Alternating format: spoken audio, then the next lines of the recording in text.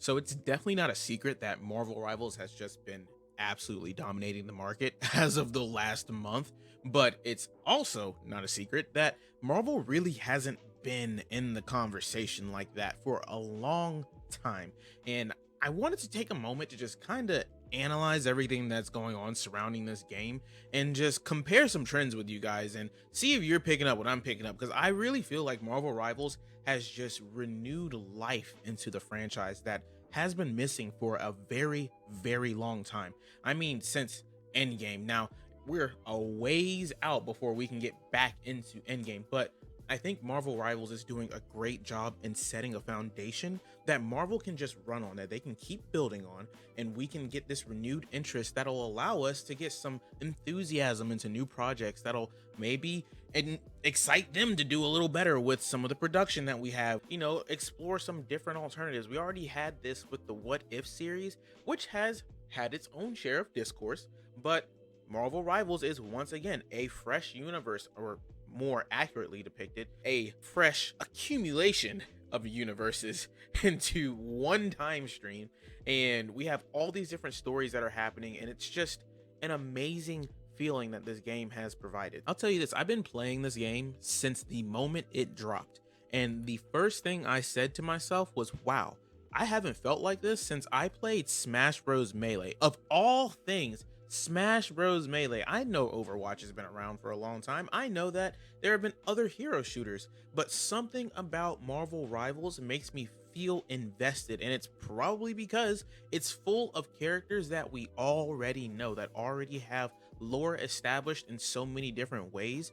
It feels like home. It feels like home to so many different people and so many different fans of the series. And they did the best thing possible, which is start with 33 characters. What game, what hero shooter do you know that started its first season? This isn't even a season we're in. This isn't a preseason with 33 characters. Oh, and by the way, they just announced yesterday that there's going to be another 4 characters that they're going to put in the game, and it's the Fantastic Four within a month of releasing. Like, we just have so much content that is on the way. Their seasons are going to be longer. We have all of these lore tabs within the game that tells a story. How many of you knew that Adam Warlock was taking a space Uber all the way to Clintar so he could go and fight Null, and on the way there he spoke on the phone with Bast and Odin and a freaking Celestial? And what am I even talking about right now? It just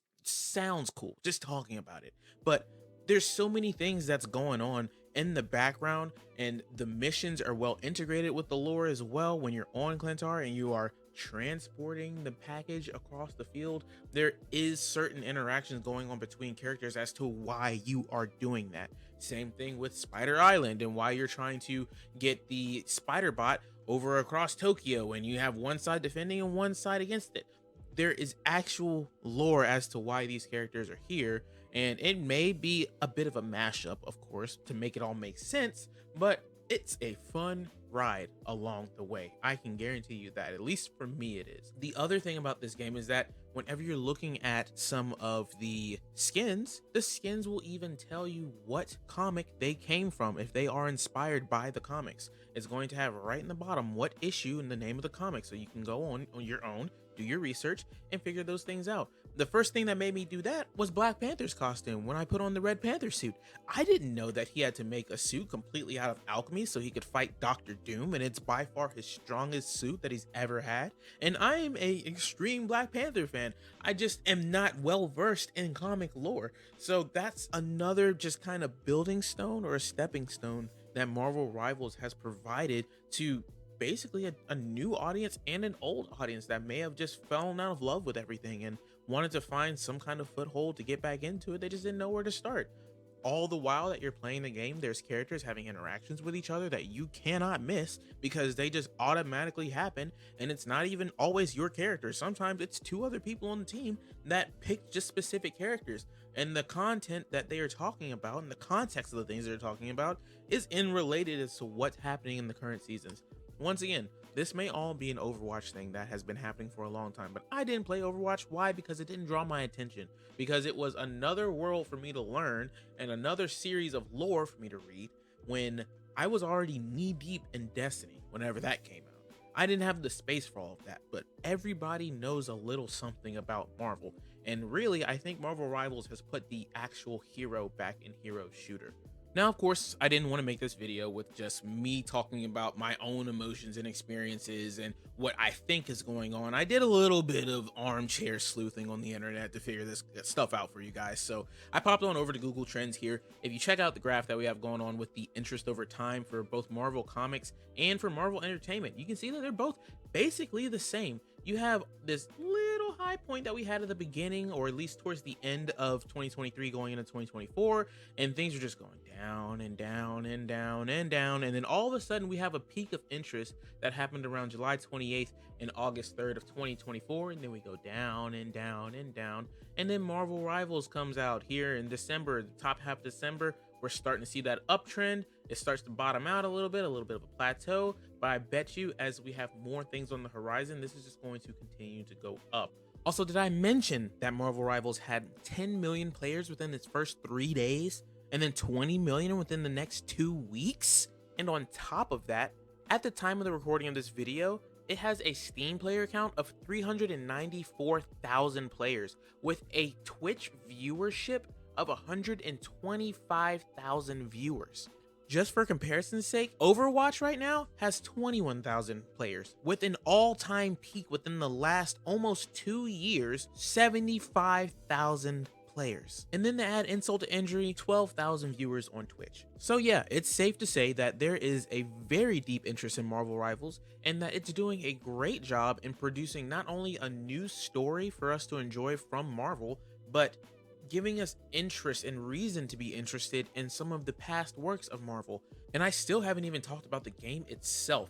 All of the characters feel individual and they feel powerful. You have a training system that allows you to practice every and almost all scenarios that don't actively involve you getting another player in there with you, in order to test out new abilities, in order to test out new strategies, test out new combinations with abilities. You can rewatch your matches from the viewpoint of every player involved in the match, and you can go free roam and watch the entire match from a completely different angle and learn maybe new tricks or mistakes that you've made, or at least just try to spectate to watch something cool and maybe even record it and make a cinema out of it. There's just so much opportunity within this game. And like I said in the beginning, 33 characters from the jump, with another 4 characters coming, with another new season coming within a month of the game dropping, and there's going to be more rewards. There's even a freaking tournament in the game that is actively promoted every single time. You can't avoid it. You accidentally click it, and then boom, you're watching the tournament stinger for the 50 millionth time, and you're reminded that, hey, there's a competition going on at all times. Now, the only thing that makes me nervous about this wonderful, wonderful creation called Marvel Rivals is that the fact that it was made by NetEase, which ironically enough, they are also creating a game with my original franchise, Destiny. They made Destiny Rising, which I did playtest on this channel, and they made a new story out of that too, which is insane to me. I wanted to see how somebody could take the story of Destiny, a story that I was there for when it was written. Do not cite the deep magic to me, witch. I was there when it was written. And see what new light could be shed upon it, no pun intended. And Destiny Rising kind of felt a similar way. Right out of the gate, it had great social features. It gave aspects to the game that honestly Destiny players felt like we should have had in the main game for a long time. And it just kind of seems like the developers at NetEase just get it. They just get it when it comes to making a good game that they want you to play and that they want you to enjoy, and they want you to feel like you have been rewarded for the time that you put into the game. However, NetEase also did just get involved with a multi-million-dollar money laundering scandal, not even checks notes, 2 months ago. NetEase also has a terrible history when it comes to how they treat smaller studios and the games that they have owned, as well as having a pretty bad reputation when it comes to their monetization strategies. And to be honest, you can already see some of that coming through the surface in Destiny Rising when it comes to its gacha-like aspects. But in Marvel Rivals, they're treating it a little differently. They're trying to let you know, like, hey, we hear you. We want you to be able to spend your money and keep the things that you actually want to earn. And they said that they would let the battle passes be completely earnable every season, no matter what. Once you buy it, you have it forever. You can go back during any season and finish an old battle pass, which is a first. Honestly, I'm surprised it hasn't happened sooner with any other game. I often find myself waiting for the other shoe to drop with this game, but it just seems like it never comes, and I stay consistently addicted to it. It's really crazy. I kid you not, the first time I played this game, after I was done, I dreamt about playing this game. I wanted to play the next day.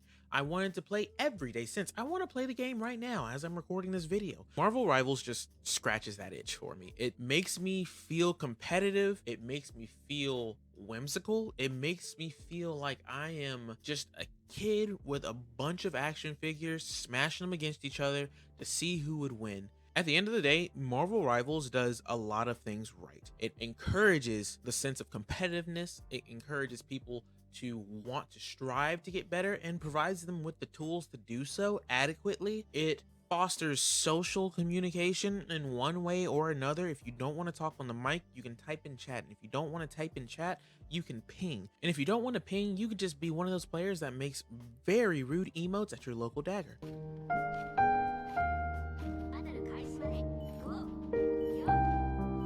Even if it's just for a moment, these are all very great things that allows people to gain a foothold back into the Marvel universe. I have people in my friend group talking about comic lore. I am learning about comic lore. Hell, I sat in the game and I read the lore for some of these characters, and I haven't done that since I collected books in Skyrim and put them in my library and actually turned on the game to sit down in a chair and read lore in the game. But those are my thoughts, you guys. Tell me how you feel about Marvel Rivals. How do you feel about the comic industry right now as well? Are you seeing more interest in comics and Marvel lore? Are you seeing more discussions happening online? Are you and your friends talking about it more?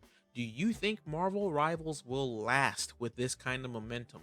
Let's talk about it all down in the comments below. And if you want to join me in Marvel Rivals one day, I stream every Friday at 8 p.m. EST. And other than that, you can find me on Twitter or in my Discord, which are all linked in the description down below.